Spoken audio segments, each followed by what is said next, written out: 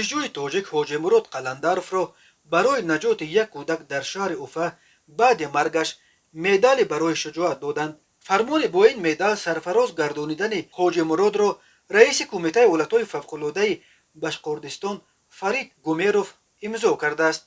در فرمان چنین آمده است: برای نشان دادن قهرمانی، جانفدایی و نجات آدمان فرمان می‌دهم. قلندروف حاجی مراد سید اکبرویچ، دانشجوی سال یکم دانشگاه دولتی اگراری باشقردستان، با مدال برای شجاعت قدردانی کرده شود. یادآور می‌شویم این دانشجوی تاجیک روز 7 ایون سال 2020 در لب دریای بیلیا در شهر اوفا غرق شدن دو کودک را دیده همراه دوستش هر دو خود را به دریا زدند. آنها کودکان را نجات دادند ولی خود حاجی مراد را آب برد. حاجی مراد از دهه گنجاباد نویه رودکی است. او سال 2019 بعد ختم مکتب میانه به دو مکتب عالی، دانشگاه اگراری تاجیکستان و دانشگاه اگراری باشقردستان حجت سپرد. به هر دو دانشگاه گذشت ولی برای تحصیل اوفا را انتخاب کرد. حاجی مراد قلندروف با مدال برای شجاعت با تشبث رهبر سازمان‌های جمعیتی میگراتسیا عظمت تاگیروف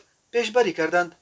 تاگیروف برای جای ایخ مسکوی اوفا گفت زیر نامه دستجمعانه با درخواست سرفراز گردانیدن دانشجوی قهرمان تاجیک با مدال برای شجاعت، رهبران دیاسپوراهای تاجیکان و آذری‌های باشقردستان، جمعیت معیوبان، سابقه‌داران جنگ و حتی مفتی اعظم روسیه طلعت تاج‌الدین امضا کرد. پیشتر نیز درباره چندین مورد شجاعت تاجیکان در روسیه خبرها به دست رسیده بود. روز 5 دکبر سال 2017 صابر خسپالایف به دریا سرازیر شدن ماشین سبکرو را دیده با وجود آنکه فصل زمستان و آب خیلی سر بود خود را به دریا انداخته و راننده ماشین را که زن بود نجات داد.